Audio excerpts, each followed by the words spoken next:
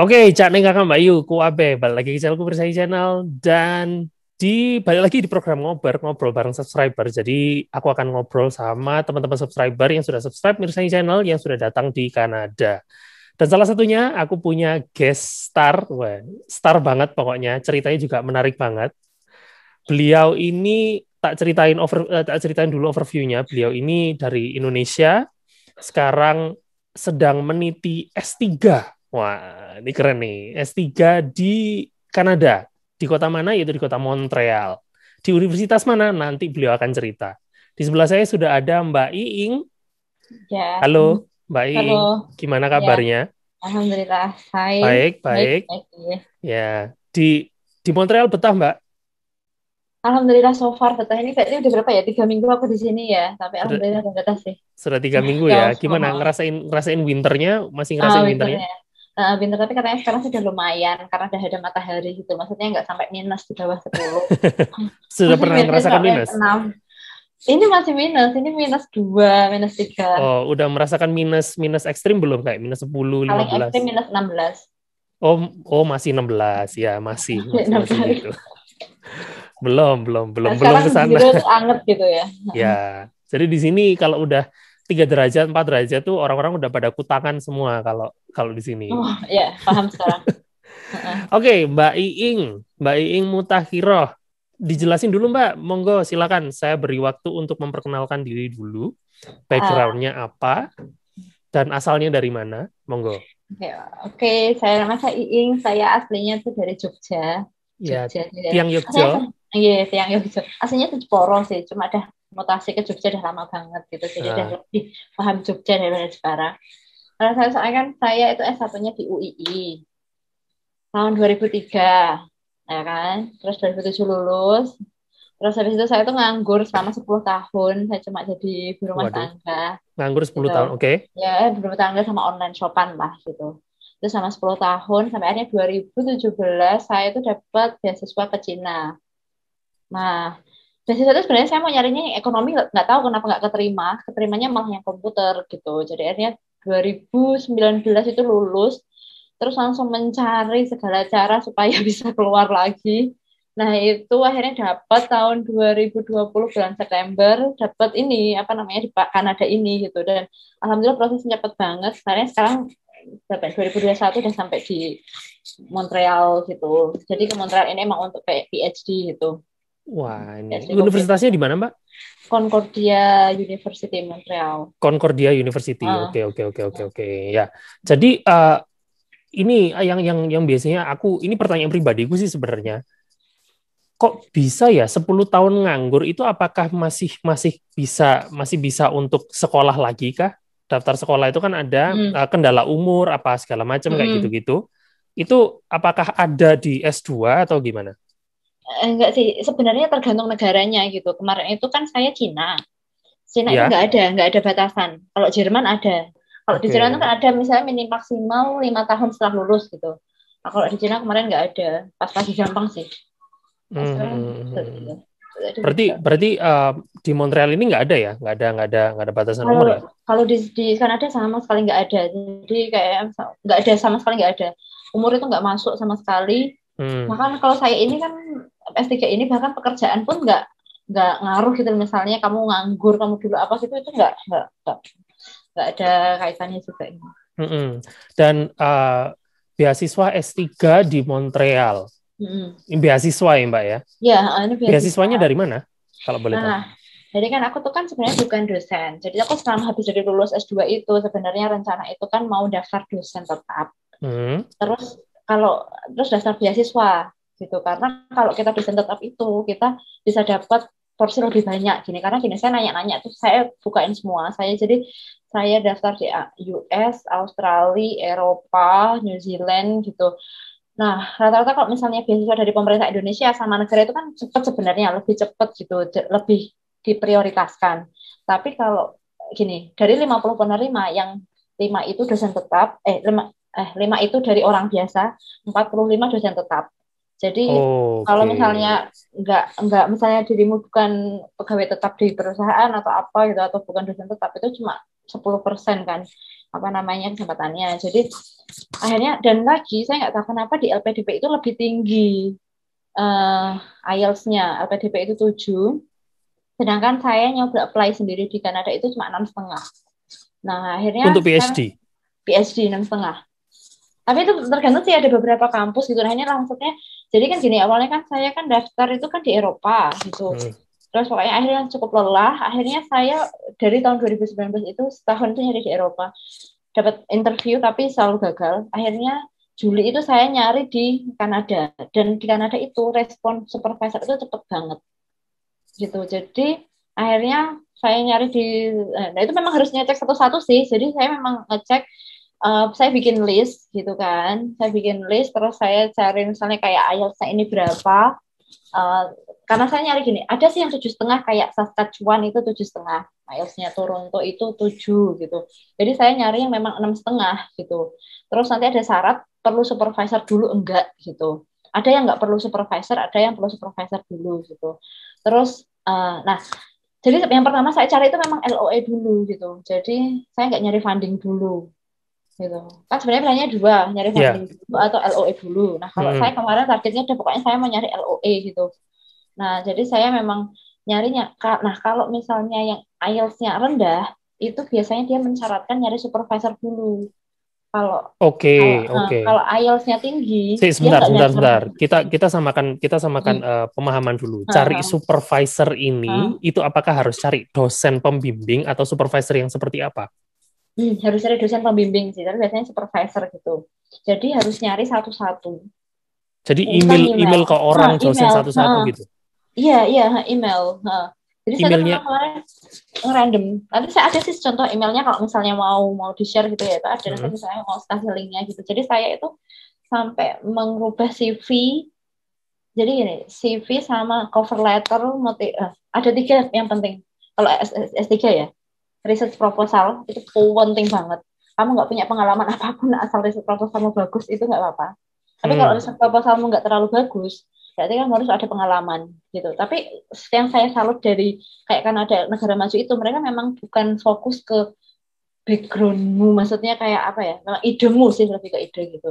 Jadi di proposal terus CV sama cover letter lah, SOP itu bikin 2 lembar aja gitu. Loh, tadi kalau misalnya ditanya pengalaman, kan Mbak Iing menyebutkan kalau Mbak Iing nganggur 10 tahun. Apakah itu jadi pertimbangan? Aku nggak tahu, makanya kenapa saya bilang, maksudnya pengalaman itu masih bisa termaafkan karena saya gitu, maksudnya saya tuh pengalamannya itu nggak terlalu bagus. Nanti kalau dilihat CV-nya itu benar-benar kacau gitu. Bagus itu cuma ketika saya kuliah gitu, tapi setelah saya kuliah itu cuma part time ngajar, part time saya nggak ada tetap juga, terus agak serabutan misalnya online shop gitu, jadi agak serabutan sebenarnya gitu. Tapi saya kuatin di proposalnya itu, saya berani bilang proposal saya memang saya bikinnya bener serius gitu. Research. Proposal riset itu penting, itu cuma bikin maksimal 5 lembar. Tapi dengan bekal itu kemudian kita ngimelin satu-satu. Nah, cuma memang ada triknya adalah ketika kita meng-email orang. Jadi kan gini, yang pertama itu nyari kampus, itu penting. Jadi nyari kampus. Kalau pengalaman saya pribadi, saya itu kan nggak berharap yang tinggi banget. Jadi saya menghindari kampus-kampus ternama. Saya menghindari 10 kampus besar. Jadi langkah pertama saya cari list kampus di Kanada kan. Yang aku sambil besar, cari bolpen ini mau tak catetin. Ya. Jadi yang 10 besar itu tak tinggal. Saya memang nggak mau daftar di Toronto University, saya nggak. Terus kayak Waterloo, Guelph itu kan bagus-bagus. Kayak apa UBC, British Columbia itu saya tinggal memang. Jadi saya nyarinya itu gini, target saya nyari kampus yang nggak terlalu yang biasa tapi punya duit gitu. Karena itu penting. Jadi saya nyari dari 20 ke bawah, 10 ke bawah. Kalau nggak salah Concordia ini masih belasan lah atau 20-an peringkatnya. Jadi pertama saya nyari itu ya kan. Terus saya cari itu. Terus saya googling. Saya nyari yang acceptance rate-nya paling tinggi. Kalau kamu nggak terlalu pintar, nggak usah kepedean nyari yang di bawah 50. Jadi saya kemarin nyari, ada banyak kok di Kanada itu 70% ke atas banyak. Concordia ini 80% kalau nggak salah. 80-70%. Nah itu udah kan.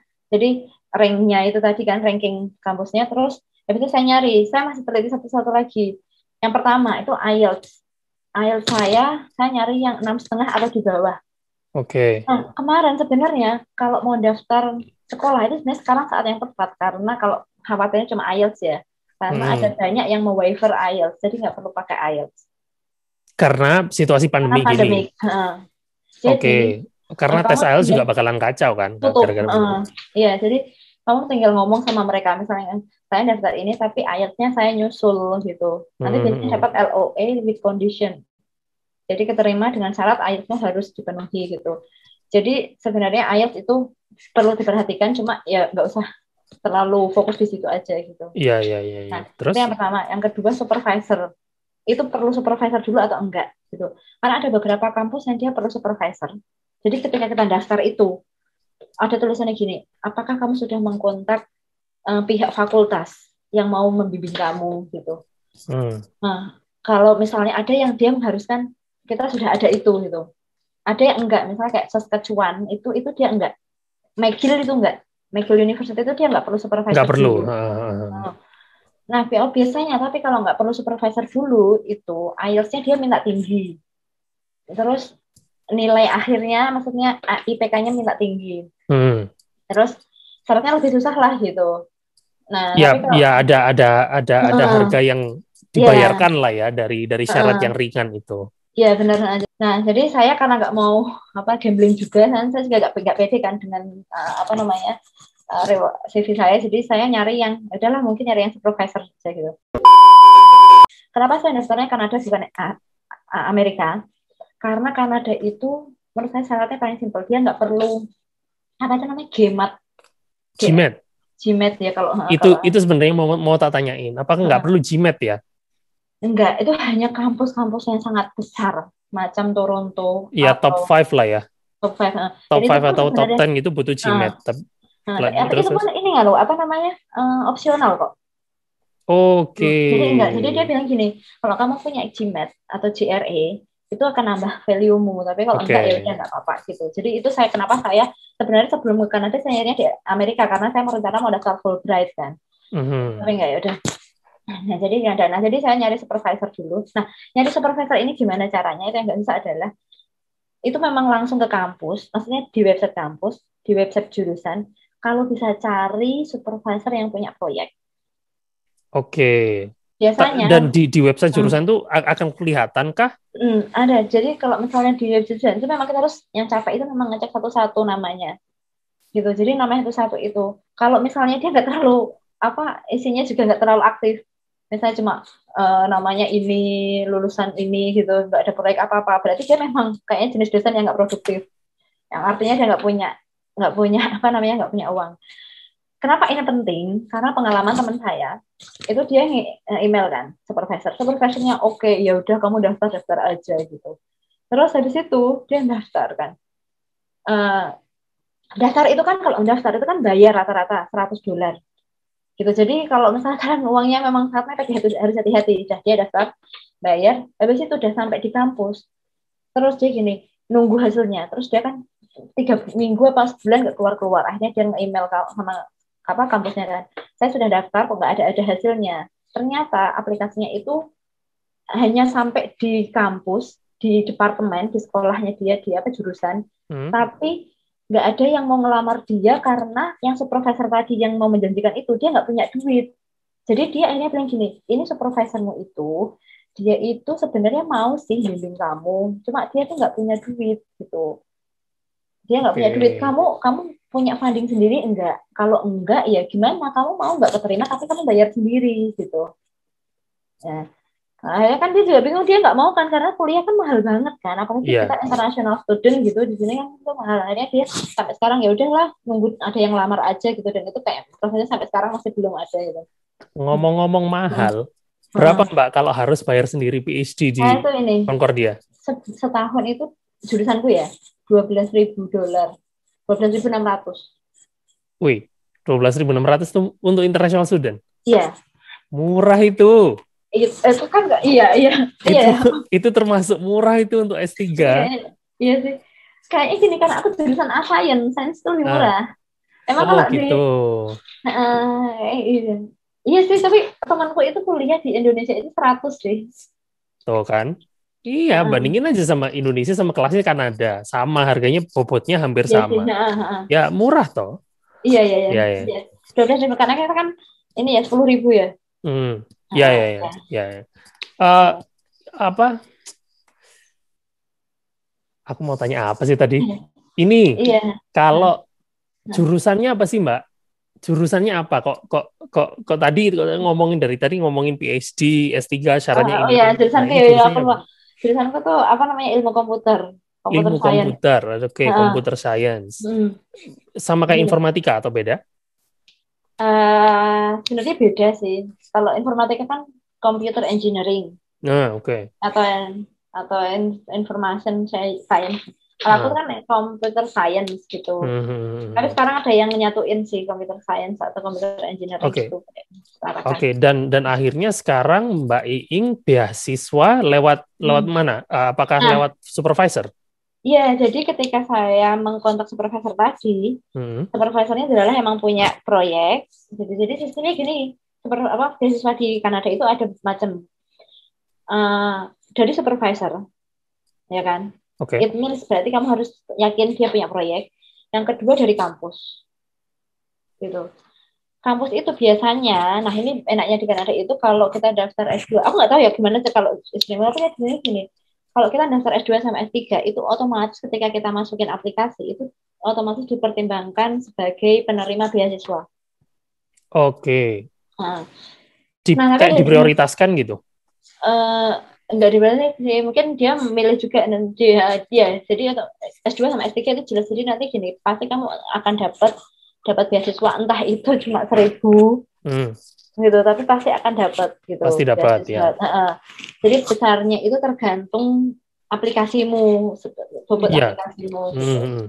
Nah, jadi di kampus sendiri itu ada beberapa beasiswa gitu. Makanya maksudnya gini, saya salah bilang daftar aja. Misalnya gini, saya kan ketika dapat LOE itu cuma dapat satu beasiswa dan itu kecil, cuma 17.500 per tahun dari proyek. Hmm. Dan saya masih harus bayar 12.600 per bulan, per tahun kan. Intinya sisanya cuma sedikit Ya banget. segitulah. Nah, tapi waktu itu gini, dah apa-apa lah. Pokoknya tetap aja tak ambil karena memang targetnya pokoknya benar-benar ke Kanada gitu kan. Nah, terus ternyata ketika aplikasi kita udah masuk itu aplikasinya nggak berhenti ketika kita dapat LOE. Jadi tuh masih ada proses di dalamnya. Di bulan berikutnya di email kalau saya dapat beasiswa dari kampus gitu. Dan itu besarannya lumayan lah hampir sama kayak LPDP. Oke, Nah, berarti berapa beasiswa yang Mbak Iing terima sekarang? gini, gini itu prosesnya. Jadi 56.000 per 4 tahun. 56.000 per 4 tahun diperoleh dari negara dan kampus. Enggak, itu dari kampus aja. Dari kampus saja. Ah, ah. Hmm. Jadi gini, 56.000 per 4 tahun ditambah tadi yang 17.500 per tahunnya. Nah terus, itu aku hitung setahun itu setelah tak kurangi SPP, itu aku 19.500 per tahun. Oke. Which is LPDP itu dapatnya juga segituan. Oke. Nah itu ternyata aku pikir udah selesai kan. Bulan Januari dikabarin lagi aku dapat beasiswa lagi. Jadi Itu kok bisa dapat nah, beasiswa lagi? Apakah Mbak Iing ini apply atau? enggak. Nah itu jadi aku masukin aplikasi sekali doang. Nah ternyata memang sistemnya di sini tuh gitu. Ketika kita masukin aplikasi untuk graduate student, aku nggak mungkin ya S2 aku kurang paham ya. Kalau S3 gitu, jadi otomatis dia tuh dipertimbangkan untuk ikut beasiswa yang lain gitu, yang dimiliki oleh kampus itu gitu. Oke. Nah, Jadi kayak funding untuk new student ini. iya, New International Student New karena international student ya ya. yang satu itu aku dapat Excellent International Student. Nah ini Hmm. yang terakhir ini itu aku dapat Tuition Fee Award. Jadi aku nggak usah bayar, Nggak bayar sama sekali. nggak bayar sama sekali. Plus biaya hidup. Percaya hidup. Jadi kan, Mantap. jadi nah kan, jadi itu nah dan itu masih ada peluang masih beasiswa lagi dan aku sekarang lagi apply. Jadi ketika aku terima LOE itu, kalau kita udah dapat LOE, jadi gini intinya kalau misalnya teman-teman mau daftar, kalau misalnya nggak dapat funding, jangan menyerah karena ada kesempatan untuk kita daftar kampus apa pemerintah itu belum pemerintah.